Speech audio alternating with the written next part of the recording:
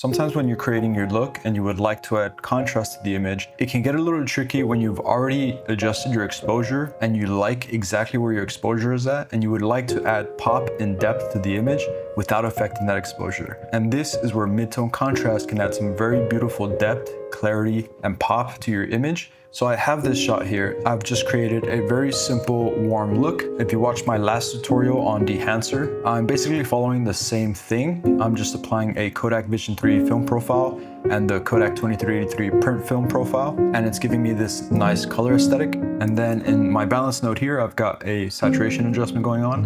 And then in my look adjustment, I've got just a very simple, dense, warm color grade going on that I created with the color slice tool and the offset wheel. I'm not gonna go too deep into how I created this look. It's very simple, but I do wanna show you how to create this beautiful contrast in your image without affecting the ceiling and the floor that you've already set in your image. For this shot here, I like where the clouds are. So if we look over here at the waveform, I've got the brightest parts of my shot slightly above 768 IRE, and I've got the darkest parts of my image down here at around 30 IRE. And I want to add contrast to the image without the waveform going past this ceiling and this floor that I've set. You can do this in whatever look node you're creating, or you can create a separate node for this contrast adjustment. So let's go over to our contrast curve. We're gonna detach the luminance curve from the rest of the RGB curves. That's just a way that I like to work. You don't have to do it this way.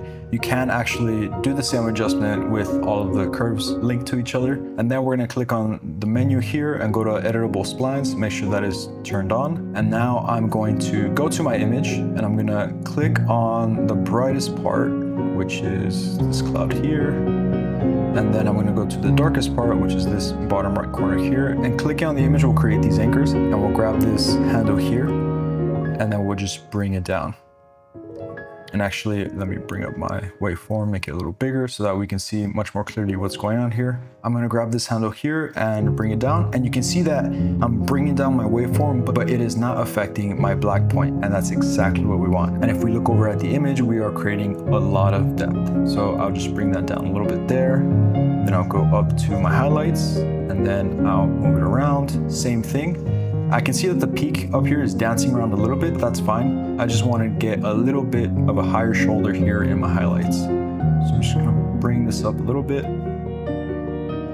I'll go back to my shadows or my lower midtones, and I'll bring this down. Typically, a good skin tone range is between 768 IRE and 128 IRE. And since this is a bright daylight shot, I don't mind sort of having that full range. So if we go here to like these specular highlights in your shoulders, I don't mind if that's on or around 768 IRE. And then for the darker parts of her skin, say like her back here or like her legs, as long as they're above or around 128 IRE, that's fine for me. It's a good range. And if I hit before and after, you can see just how much more depth there is in the image. Not only that, but you can experiment with this same contrast technique, but using power windows. So let's say you want to bring attention to a certain subject or take attention away from a certain subject. You can try decreasing or increasing the contrast of that and see what you get. That's just a little bonus tip for you guys that you can try out for yourself. Something else that you can do after you've created this contrast adjustment is if you would like to move these anchors, you can hold down the Option key on a Mac and slide these anchors up to further adjust the points in your image that you're trying to protect. And again, if I hit before and after, we can see that our ceiling is unaffected as well as our floor here. It's dancing around a little bit, but that's fine with me. I've got more look development tips coming for you guys. As always, thank you for watching.